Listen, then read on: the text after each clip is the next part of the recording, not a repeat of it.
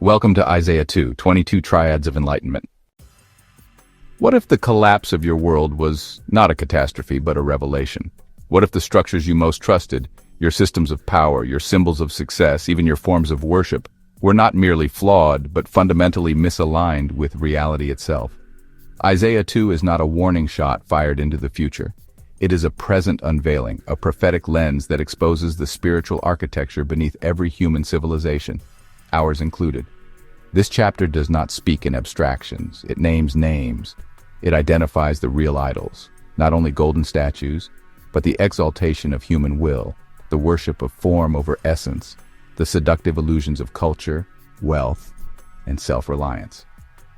And it does so with an unrelenting triadic logic, revealing how each reality is constructed and how, when misaligned, it must unravel. These are not scattered verses. They are interlocking revelations. In triad after triad, Isaiah shows us what it means to be truly human and what happens when we forget. Here, prophetic insight becomes spiritual anatomy. Revelation emerges through relationship. Justice confronts illusion not with rage, but with clarity. Every height not rooted in the divine is destined to fall, not because God is angry, but because reality cannot uphold what is not true. The breath in man's nostrils cannot sustain what only God can give. Traditional readings of Isaiah 2 often drift toward utopian idealism or historical reductionism, missing the intricate dynamics within Isaiah's prophetic vision. Our approach is distinct. We probe the chapter through carefully structured triads, each revealing complex interplays of affirmation and negation, coherence and disintegration, divine presence and human distortion. By examining Isaiah's text through this rigorous triadic logic, we uncover deeper insights into the nature of prophecy, the fragility of human pretension, and the relentless restorative power of divine truth. In doing so, we invite you not merely to observe Isaiah's vision, but to step into it, to see clearly the dynamic interactions shaping the fate of communities, the meaning of worship, and the inevitable collapse of every illusion that separates humanity from reality. Verse 1. The word that Isaiah the son of Amoz saw upon Judah and Jerusalem. This opening verse is deceptively simple, but it sets in motion a pattern of triadic logic that will structure the entire chapter. Isaiah does not merely hear a word, he sees it. This paradox introduces us immediately to a prophetic mode of knowing that goes beyond auditory reception. The word here is not just spoken instruction, it is a manifest truth, made visible through spiritual cognition. Isaiah the prophet becomes a unique site of convergence. He is the son of Amoz. His role is inherited and relational. He is a prophet. His task is vocational and divinely commissioned. And he speaks to Judah and Jerusalem. His message is not abstract, but directed to a covenantal people in place. These three together, revelation, vocation, and setting, form a stable field through which the word can appear in history. It is not generated from within Isaiah alone, nor is it dropped randomly from heaven. Rather, it emerges from the living interaction of divine intention, prophetic subjectivity, and sacred geography. In this triadic arrangement, we encounter a structure of coexistence. Revelation is not one-sided. It depends on a prophet capable of faithful perception, a divine source intent on communication, and a cultural spiritual matrix that can receive and embody it. This is what makes the word visible. Not just that God speaks, but that the conditions for discernment are actively present in the prophet and his context. The word then is not an isolated utterance. It is the emergent clarity that arises when all three elements coexist in balance. It is a phenomenon of relational logic, not detached information.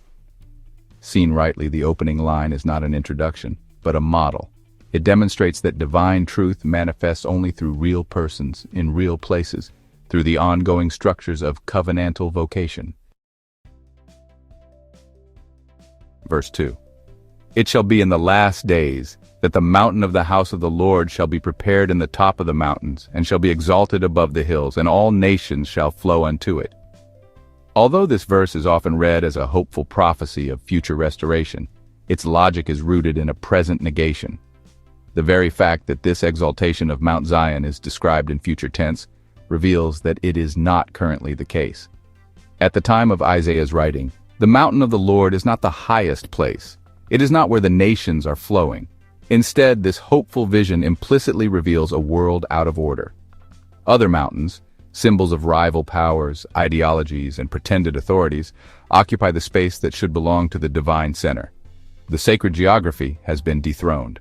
The house of the Lord, rather than standing as the fixed axis around which the world orients itself, has been overshadowed by false elevations. The true spiritual center has been displaced.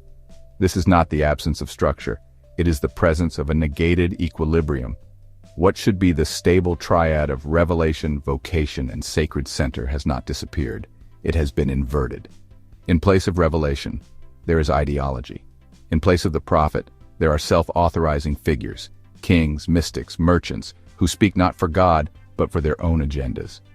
In place of Zion, there are other high places that command global attention, commanding flows not of repentance and instruction, but of power, distraction, and allegiance. This false triad maintains the form of structure. It even attracts multitudes, but it does so while excluding the truth at its core. It mimics sacred order while refusing divine instruction. The nations still flow, but they flow toward counterfeit heights. Thus, this verse is not just a promise of what will come. It is a judgment on what is. It names a world held in stasis, not by absence, but by the persistent durability of misalignment. It teaches us that when the true structure of revelation is lost, it is not replaced by chaos, but by a perverse kind of order, one that is stable, attractive, and spiritually empty. This is the logic of negated equilibrium. The center still holds, but it holds nothing. Isaiah's vision does not begin by describing an empty world waiting for God. It begins by diagnosing a world full of structures that seem exalted, but are devoid of truth. Only when that false order is undone can the house of the Lord truly be raised. Verse 3. And many people shall go and say, Come, and let us go up to the mountain of the Lord, to the house of the God of Jacob. And he will teach us his ways, and we will walk in his paths. For the law shall go forth of Zion, and the word of the Lord from Jerusalem. Here we see a triadic structure of spiritual restoration that unfolds as a living process, not a mere assertion.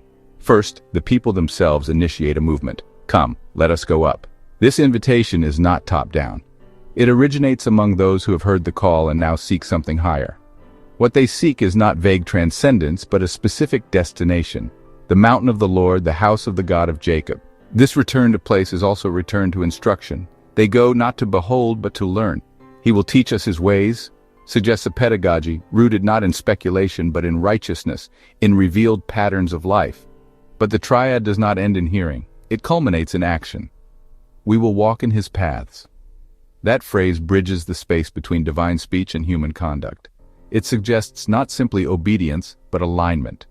Walking in the paths means embodying what has been taught, letting divine instruction shape daily movement. And this movement is not limited to private ethics. It radiates outward as the law goes forth from Zion and the word of the Lord from Jerusalem. Zion and Jerusalem become not only geographic symbols, but centers of spiritual transmission, broadcasting divine instruction outward into the world. This structure exemplifies the logic of reinforcement. Desire, come, once turned upward, initiates instruction, teach, and instruction transforms into action, walk. Each element strengthens and expands the others in a self-reinforcing cycle. The more people walk in the way, the more others are drawn to the mountain. The more the law goes forth, the more the paths become visible and accessible. The structure builds not toward climax, but toward durability. The triad shows that true discipleship is a recursive, sustaining pattern. Each moment of faithful action supports the next. This is not simply morality. It is the regeneration of a world through alignment with truth. Verse 4. And he shall judge among the nations and rebuke many people.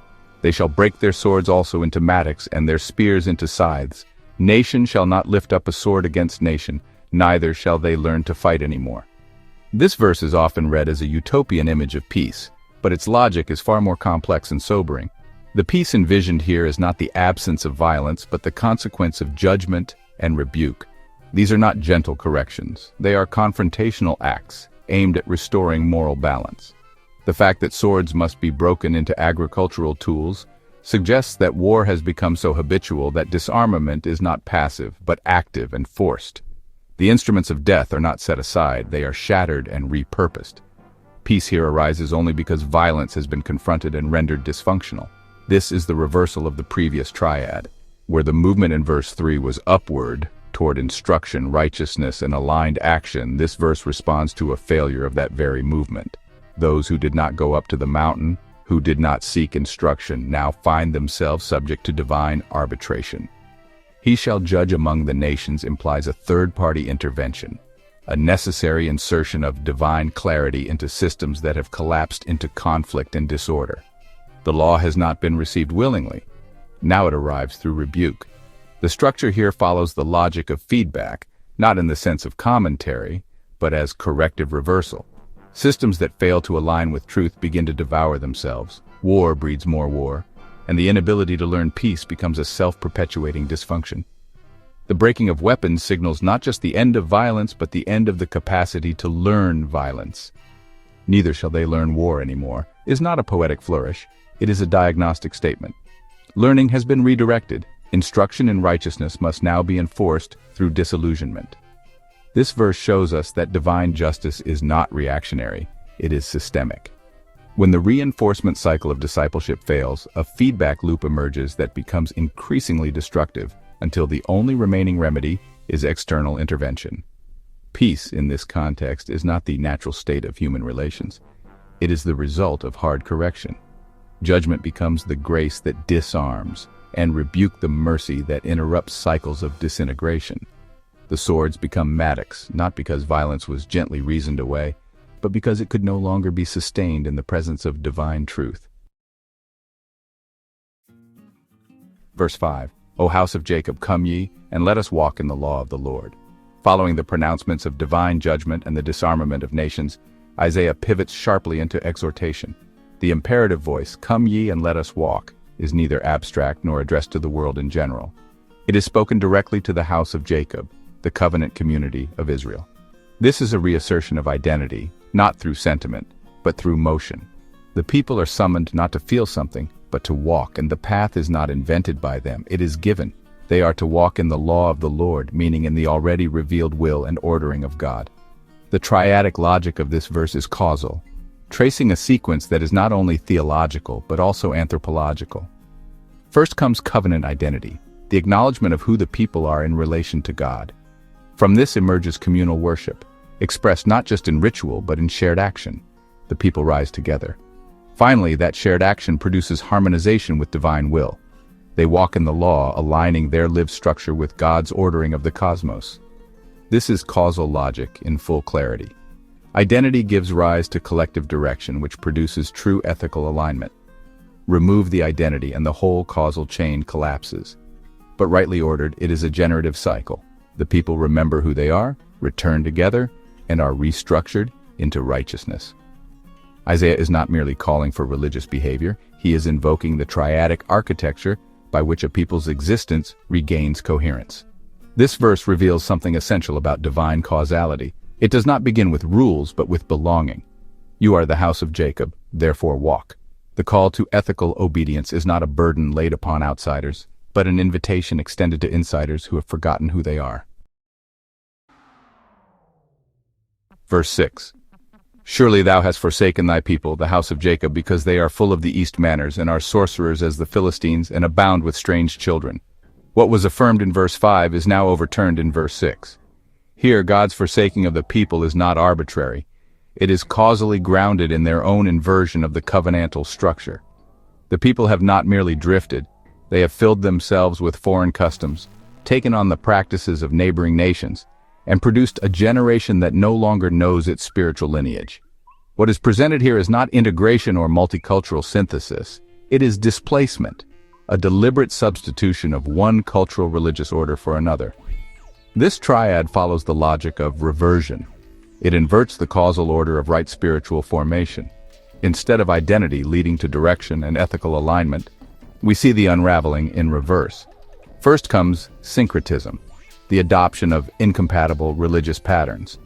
This leads to cultural displacement. The lived habits of the people no longer reflect the law of the Lord, but mimic foreign cultic systems, Philistine sorcery and Eastern customs. Finally, the result is identity fragmentation, a people abounding in strange children, not merely ethnically mixed, but spiritually unmoored. The term here evokes a generation that does not carry the memory, law, or love of God in its bones. This reversal is not passive, it is causal reversion. The people did not merely forget, they actively replaced. The divine forsaking, then, is not divine abandonment, but the recognition of mutual disassociation. The people no longer inhabit the covenantal logic, and so the blessings of that logic no longer cohere around them. What this reveals is a profound spiritual truth. Covenantal identity is not static. It must be inhabited and transmitted through worship and alignment.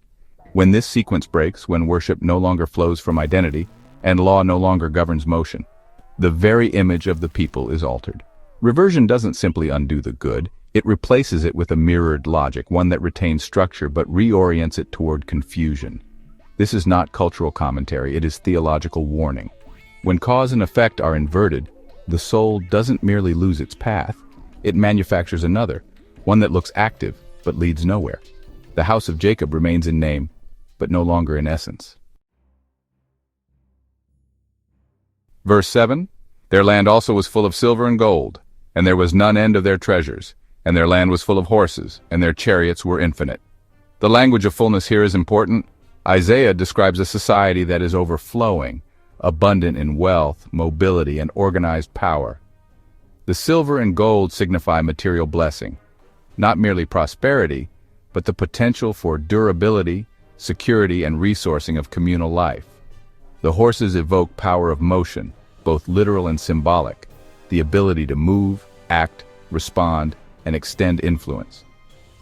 The chariots, described as infinite, point to a complex infrastructure, a people with tools of coordination and collective action. These are not accidental features. They represent a civilization at peak capacity. At this stage, nothing in the text condemns these things directly. This is what makes the triad so potent. We are shown first blessing, then power, and finally a complex potential, the raw materials of spiritual greatness. The people are positioned, quite literally, with everything they need to serve something higher. Yet that higher calling is not made explicit here. The wealth, motion, and structure exist, but their purpose remains undefined. The significance of this abundance will only become clear in the next moment, when its use is revealed. This is the logic of the non-linear. The initial state appears neutral or even good, blessing and power. The middle state expands it, infrastructure and capability. But it is only when the final state emerges that we understand whether the sequence was rightly oriented. Isaiah sets us up with a portrait of power, but pauses before assigning meaning. Verse 8. Their land was also full of idols. They worshipped the work of their own hands, which their own fingers have made. Now the meaning comes into view. The same hands that gathered gold, yoked horses, and built chariots have used that capacity not to reflect the divine image, but to construct false gods. The wealth of verse 7 did not flow toward justice or worship. It looped back into itself and created idols. This is not just materialism, it is creative inversion, the turning of human ability against its own source. The hands given for worship and service now produce objects of devotion in their own likeness. This reveals the full arc of the triad. We began with blessing, silver and gold, passed through mobility and force, horses and chariots, but now arrive at a spiritual outcome that redefines everything. The worship of what we make instead of what made us. Only now, with the emergence of form worship, does the abundance of verse 7 reveal its deeper tragedy. The wealth and infrastructure were not evil, they were empty. And into that emptiness rushed the self, self-making, self-veneration, self-fragmentation. This teaches us a core insight of the non-linear pattern. Beginnings can deceive. What looks like grace can become judgment if its trajectory bends inward. Material blessing and structured power only become spiritual capacity when they point beyond themselves. Otherwise, the same structures that could build temples will build idols. And the capacity meant for communion with God becomes the engine of confusion. Isaiah doesn't oppose abundance, he exposes its direction. Without right aim, even blessings become snares. The divine logic here is not economic, it is moral. Power misaligned doesn't just fail, it inverts. And when inversion becomes worship, the fall is not just inevitable, it's already begun. Verse 9. And a man bowed himself, and a man humbled himself. Therefore spare them not. At first glance, this verse appears to describe piety, acts of humility and reverence. But Isaiah is not fooled. He discerns that these gestures are not directed toward the living God but toward idols, the products of human invention. What looks like devotion is in fact distortion. The bowing is not submission to truth, but capitulation to falsehood. This is a performance, and Isaiah unmasks it. This moment reveals the prophetic function at its sharpest, not just to proclaim truth, but to expose falsity masquerading as righteousness. The prophet cuts through surface appearance with spiritual clarity, a vision that discerns not just action but motive and aim. To the undiscerning, the bowing seems noble. To the prophet, it signals betrayal. The final clause is startling in its directness. Therefore, spare them not. This is not divine wrath as arbitrary vengeance, but the consequence of willful inversion. The justice that follows is not merely punitive, it is diagnostic. When false humility seeks shelter in the language of worship, it undermines not only truth, but the community bound to it. Inclusion into divine life cannot coexist with the institutionalization of spiritual fraud. Mercy in such cases becomes misalignment. Justice, rightly understood, reasserts the boundary between form and truth. The divine order welcomes all, but only through truth. And thus, discernment leads to justice, not sentiment.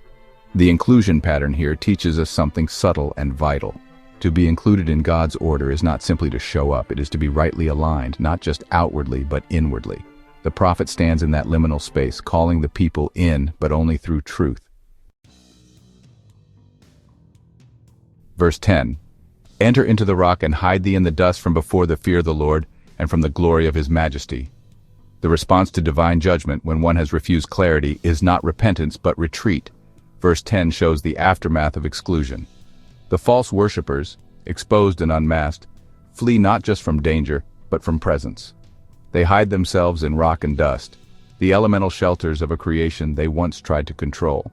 The fear of the Lord here is not abstract terror, but the unbearable weight of divine glory confronting a soul that has structured itself around illusion. This is fear in the form of collapse. The presence of God has not changed. It is still majesty, still holiness. But now, to the idolatrous mind, it appears unbearable, even destructive, not because God has turned cruel, but because illusion cannot survive proximity to the real. Holiness is not violent, it is clarifying. And to those who have built their identity around self-made forms, such clarity feels like annihilation. The triad of withdrawal, isolation, and fear of holiness shows what happens when the logic of inclusion is refused. The very light meant to guide becomes for them a consuming fire, not because it changed, but because they did. What should lead to communion leads instead to burial. The people retreat into the rocks, symbol of solidity, but now grave-like in meaning. They dust themselves not in contrition, but in avoidance. The path of return is still open, but they do not walk it. This teaches us the logic of exclusion, not as God pushing people away, but as the soul fleeing what it refuses to accept. Divine justice makes truth visible. Inclusion requires participation in that visibility. Exclusion is not imposed, it is chosen through fear and the refusal to be seen. Verse 11. The high look of man shall be humbled, and the loftiness of men shall be abased, and the Lord only shall be exalted in that day. This verse delivers one of the central affirmations of Isaiah's vision, the reordering of creation according to divine reality. It begins with the confrontation of pride, not as a psychological state, but as a spiritual structure. The high look and the loftiness of men are not incidental human emotions. They are the visible markers of an internal refusal to depend on God. They point to systems of self-sufficiency, cultural arrogance, and moral autonomy that deny the creaturely condition. These are not just expressions of personal sin, but symptoms of structural delusion. But the real turning point is that day, a phrase Isaiah uses to name moments of divine unveiling. It is not merely a future point in time, but the moment when reality asserts itself in a way that can no longer be denied. The Lord is not exalted because others are lowered. Rather, when false elevation is removed, his primacy becomes clear. This is the essence of the conjoined pattern. Human elevation collapses not through external punishment, but as a necessary condition for the proper recognition of the divine. God's exaltation and human humbling are not competitive. They are mutually necessary for the world to be rightly ordered. This triad teaches us the logic of divine recentering. When false hierarchies collapse, it does not result in nihilism or despair, But in Revelation, the Lord was never absent, he was obscured. When pride is undone, the real architecture of the cosmos becomes visible. The point is not humiliation for its own sake, but moral realignment, where humans are resituated not as gods but as participants in a sacred order. The eschatological reversal is not a reversal of power, but of illusion. Only what is truly high can remain when the scaffolds fall. Verse 12. For the day of the Lord of hosts is upon all the proud and haughty, and upon all that is exalted, and it shall be made low. This verse takes the insight of verse 11 and broadens it until no system, person, or structure is exempt. The day of the Lord of hosts is no longer a future abstraction. It is active, present, and comprehensive. The scope is total, all the proud, all that is exalted. This is not a list of individual sinners, but an indictment of collective patterns, entire civilizations built on self-exaltation, spiritual arrogance, or the projection of power without foundation.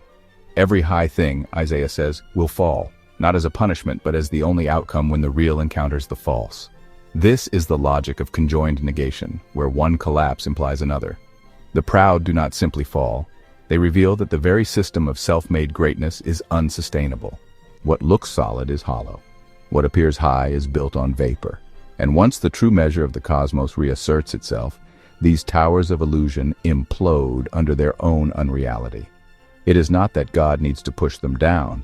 They cannot stand in his light. This triad names the structure of judgment as universal unveiling. It is not partial, not vindictive, and not erratic. It is cosmic clarity. And in that clarity, anything not rooted in divine truth is exposed as fraud. What pretended to be exalted is shown to be weightless, and what appeared permanent dissolves into the dust it tried to deny. Together, verses 11 and 12 teach us that exaltation without God is not just morally wrong, it is ontologically impossible. When the day of the Lord arrives, whether in history or in the soul, there is no room for double structures. All elevation must be rejoined to truth or else made low. This is not cruelty, it is the mercy of ultimate exposure. Verse 13. Even upon all the cedars of Lebanon that are high and exalted, and upon all the oaks of Bashan. This verse continues Isaiah's poetic catalog of elevation. But here we pause to consider what might be seen as legitimate greatness. The cedars of Lebanon and the oaks of Bashan were more than symbols of economic or military power. They represented the finest of what the natural world could offer. In the biblical imagination, they stood for beauty, resilience, stature, and usefulness. Natural objects elevated not by human pride but by divine design. To invoke them is not immediately to condemn, but to name forms of elevation that are at least potentially good. Taken in an affirming light, the cedars and oaks become symbols of human greatness, rightly aligned with the created order. Their height is not artificial, it is earned through growth. Their roots dig deep into the earth, drawing strength slowly, steadily. They do not climb by conquest, but rise as a gift of nature's internal laws. And their prominence serves not only themselves, but the ecosystem. They provide shelter, structure, and beauty. Thus, this triad teaches us the logic of harmonic integration. When greatness emerges from what is rooted, when strength is received rather than seized, and when elevation leads others upward, then human aspiration becomes constructive. This is the logic of natural authority. Greatness that emerges from fidelity to purpose. Strength that does not dominate but holds. Aspiration that builds others rather than standing over them. Such qualities, Isaiah suggests, have a place in God's world. They are not idols. They are offerings, markers of what it means to reflect divine craftsmanship through our full flourishing. Not all that rises is proud. Some heights are holy. Verse 14. And upon all the high mountains and upon all the hills that are lifted up. But if verse 13 reflects a vision of greatness organically grounded, verse 14 shows us the inversion of that vision. What happens when elevation is engineered, exaggerated, or enforced? High mountains and hills that are lifted up point not to natural features but to symbolic structures, forms of power, prestige, and sovereignty that do not rise from integrity, but are hoisted by human pride. These are towers of Babel in geological disguise, institutions, ideologies, and authorities that present themselves as unshakable, but are hollow at their core. This triad shows us the failure of harmonic negation, the dissonance that occurs when forms of power no longer serve what they appear to represent. The hills may look like the cedars of Lebanon from a distance, but they lack root, purpose, and proportion. They ascend not through growth but through assertion, and though they claim permanence, their height is cosmetic, only as stable as the pride that fuels them. The difference between the two verses is not elevation, but source. Isaiah is not anti-greatness, he is anti-vanity disguised as greatness. Verse 13 offers a picture of how created strength can serve the divine, reflecting the real beauty of nature's hierarchy. Verse 14 exposes what happens when human pride mimics that form without substance. False sovereignty always imitates true majesty, but only until the day of the Lord arrives and the lifted hills crumble like dust. Taken together, these verses form a mirror of aspiration. One shows what we might become if we grow in harmony with the order of creation. The other, what we manufacture when we reject that order and build on illusion. Only one will remain when the truth is revealed. Verse 15. And upon every high tower and upon every strong wall, Isaiah now shifts focus from nature and false elevation to human-built structures, towers and walls, inviting us to examine not simply what has been created, but how and why. On their surface, towers and walls are architectural elements, but in the biblical imagination, they are also symbols of cultural coherence and moral orientation. Towers suggest elevated perspective, vigilance, and the ability to see danger from afar, representing a society's watchfulness over its moral and spiritual condition. Walls, meanwhile, signal boundaries, not of exclusion in the modern political sense, but of sanctification, defining what is within and without, preserving what is holy from what might corrupt it. Taken together in an affirming light, these structures express the logic of convergence, the drawing together of resources, values, perception, and spiritual attentiveness into a unified cultural form. Civilization here is not a neutral term. It becomes the visible enactment of integrity. The high tower becomes an emblem of principled oversight, and the strong wall a symbol of communal trust.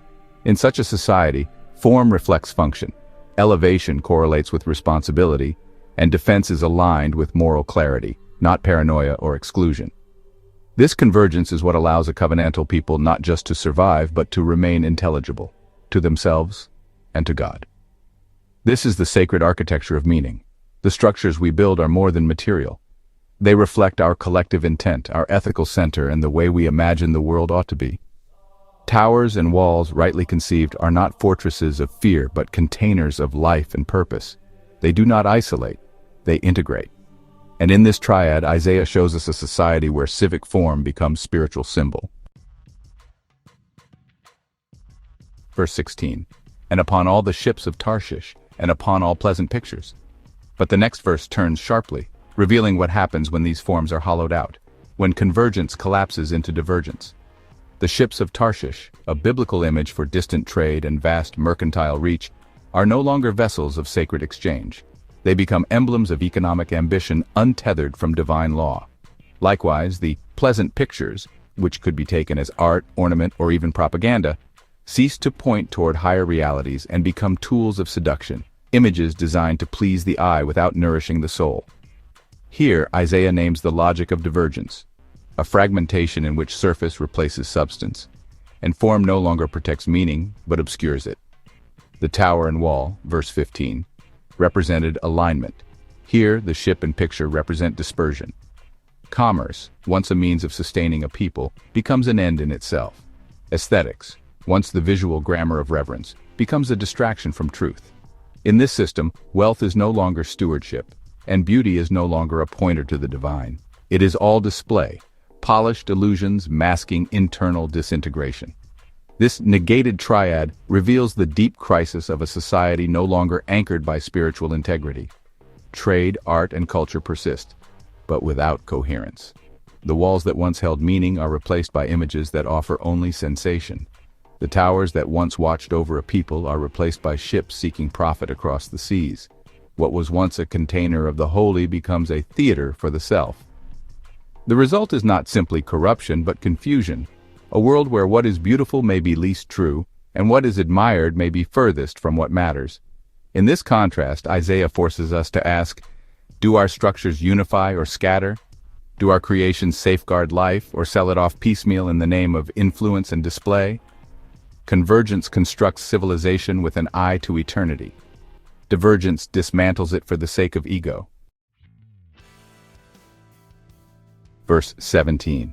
And the haughtiness of men shall be brought low, and the loftiness of men shall be abased, and the Lord shall only be exalted in that day. This verse returns us to the spiritual climax of Isaiah's vision, a moment when all that is illusory, self-inflated, or falsely secured is brought low, and only what is truly eternal is revealed to stand. Isaiah is not describing a generic punishment of pride. He is describing the collapse of the false self. The haughtiness and loftiness here are not merely personal sins, but entire structures of self-conception. Systems of ego, cultural arrogance, institutional idolatry, and ideological inflation that resist dependence upon God. These are not just attitudes, they are edifices built in the soul and the society. But Isaiah insists that the exaltation of the Lord is not something imposed upon the world from above. It is what becomes apparent when everything else falls away. When the illusions built by man are humbled and abased, when the pretense is removed, the glory of the Lord is not introduced, it is manifest. This is not humiliation for its own sake, it is transformation through unveiling. God does not compete with our loftiness, he waits for its collapse. And when it falls, the landscape of the real emerges, not wrathful, but clear, absolute, inarguable. This teaches us the logic of combination, not in the sense of harmony, but of confrontation. The triad unfolds like a collision of realities. The false self is brought down, pretense collapses, and what was always true is finally seen. The self, the lie, and the truth are not three separate things, but layers of a single spiritual drama. When they are allowed to combine, to be held in the light of one another, truth is revealed, and the false dissolves in its presence. What remains is not devastation, but the Lord alone, exalted, visible, irreducible. Verse 18. And the idols will he utterly destroy. If verse 17 is the internal collapse of the egoic self, verse 18 is the external collapse of its projection. The idols, those visible, tangible objects formed by hands and minds in the image of man rather than God, are not debated. They are not disassembled for parts or softened for cultural adaptation. They are utterly destroyed. Isaiah gives no room for reinterpretation or symbolic rescue. What was false cannot be redeemed by rebranding. This is a judgment not of taste, but of ontology. The idols do not merely mislead, they do not exist as real centers of power. Their destruction is not subtraction from reality, it is the subtraction of unreality. Here we are taught the logic of division, but not fragmentation in the chaotic sense. This is division as purification, the necessary severing of truth from illusion. In the logic of combination, the false self is allowed to collapse so that the Lord may be revealed. In the logic of division, what pretended to share in the divine is rejected from that union altogether.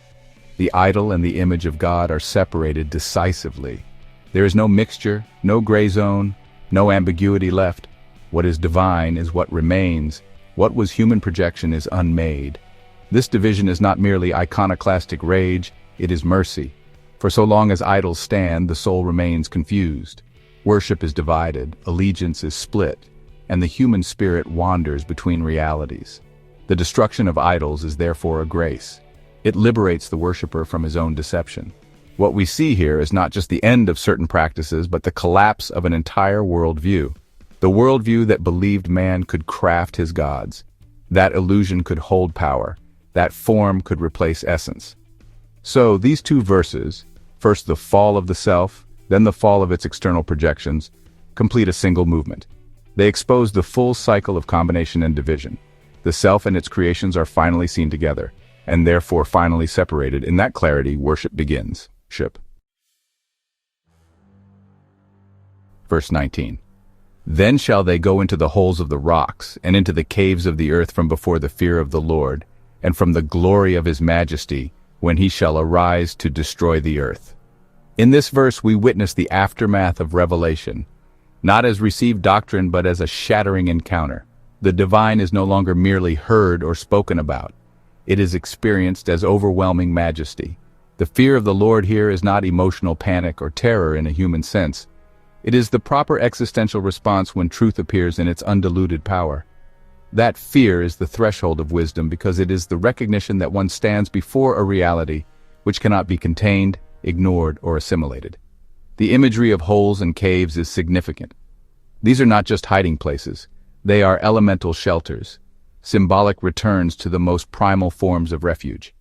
They suggest not rebellion, but stunned humility, even repentance. The people retreat into the deepest parts of the earth, not to escape destruction, but to reorient themselves in the presence of majesty they are no longer prepared to stand before. This withdrawal is reverent, not cynical. It is a bodily admission that something has been fundamentally misunderstood and that continued exposure would burn rather than illumine. We are taught here the logic of association. Revelation initiates not just insight but displacement. One must find a new context in which to stand in relation to the truth now unveiled.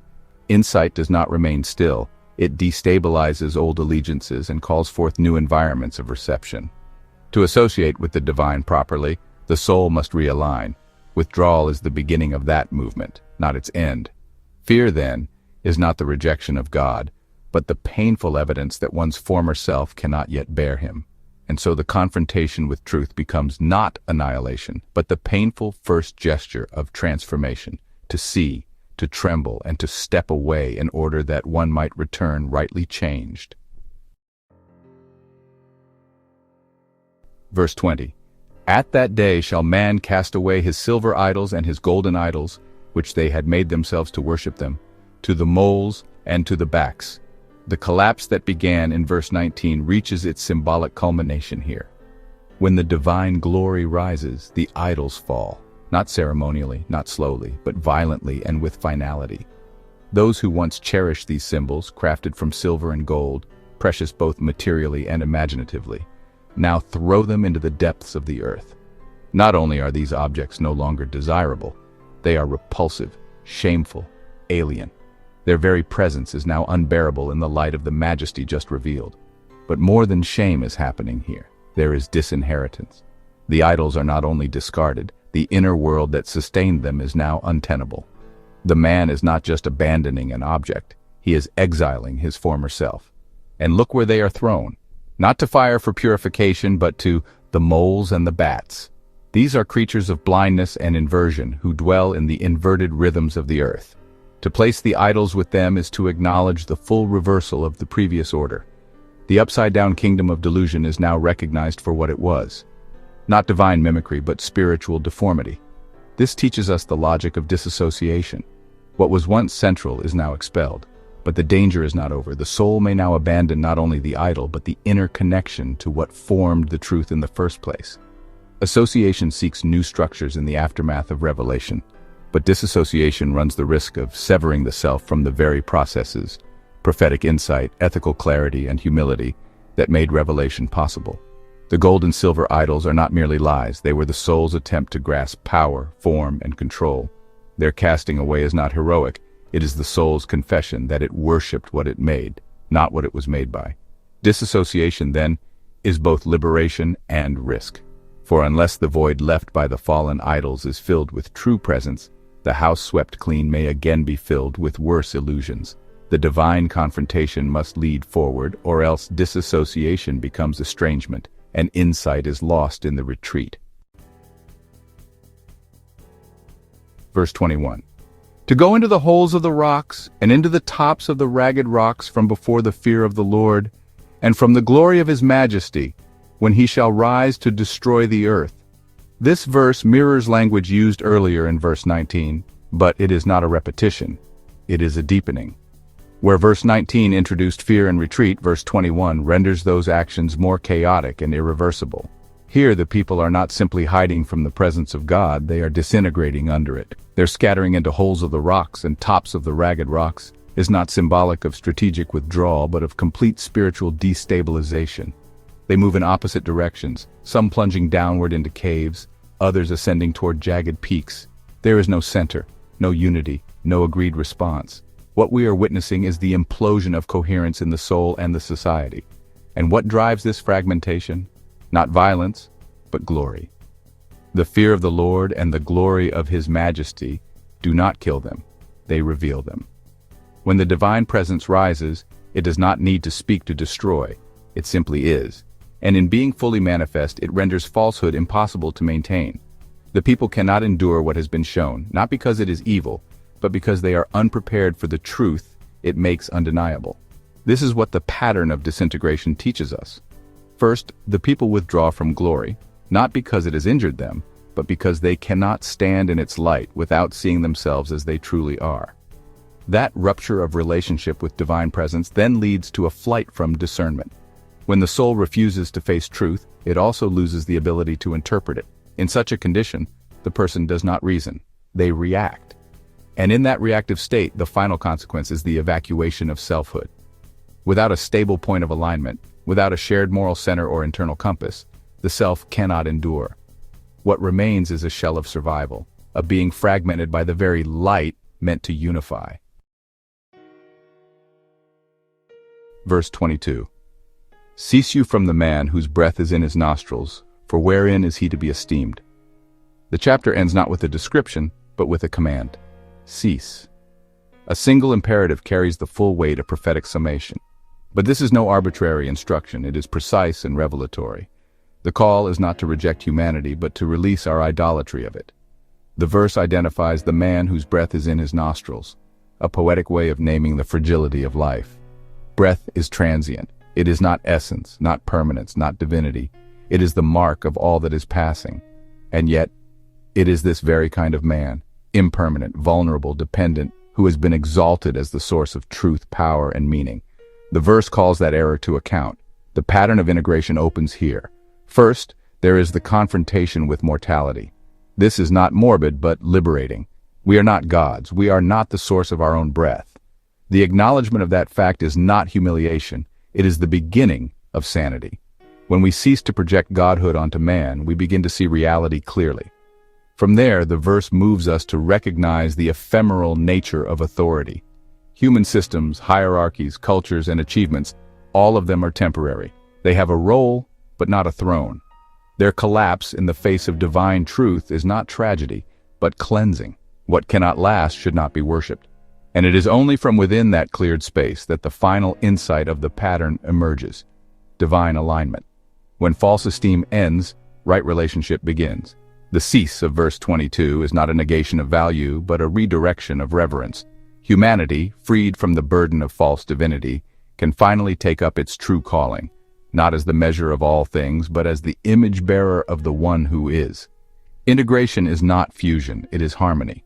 The soul recenters not by dissolving into the divine, but by standing in truth in its rightful place, restored and clarified. Thus the chapter closes as it began, with a vision of the word seen, not received from below, but revealed from above. It is the truth of things unveiled by glory, and the invitation hidden in the command to cease is that such truth once faced need not destroy us. It can save us. Isaiah 2 does not simply describe a future world, it reveals the hidden structures shaping our present one. At first glance, it appears to oscillate between hope and judgment, peace and collapse. But as the chapter unfolds, a deeper pattern emerges, a precise architecture of triadic logic in which affirmation and negation interlock to expose the true state of a people, a culture, and a world out of alignment with its source. This is not a prophecy to be passively observed. It is a map to be read with the full weight of moral, spiritual, and communal urgency. The high places you trust, the idols you build, the structures you inhabit. Isaiah is not asking whether they exist, but whether they can stand when the light of divine reality confronts them. Do your forms contain truth, or only echo its shape? Is your reverence grounded in revelation, or in images of your own making? When the day of the Lord comes, not someday, but whenever reality breaks through illusion, what remains? What this chapter demands is not sentiment but clarity. Here is a vision in which every structure, cultural, religious, personal, is tested not by opinion but by glory. What you walk in, what you bow to, what you build, all of it is either converging toward the divine or disintegrating into the dust. Isaiah is not simply speaking to Judah and Jerusalem. He is speaking to any people who would dare to center themselves without centering truth. The command at the end is not a threat. It is an invitation. Cease from man, whose breath is in his nostrils. Let go of illusions dressed as permanence. Step away from self-made sovereignty. And behold, not a ruin, but a revelation. The Lord alone shall be exalted. The false must fall, but only so the real can stand. This is not the end of vision. It is where true vision begins.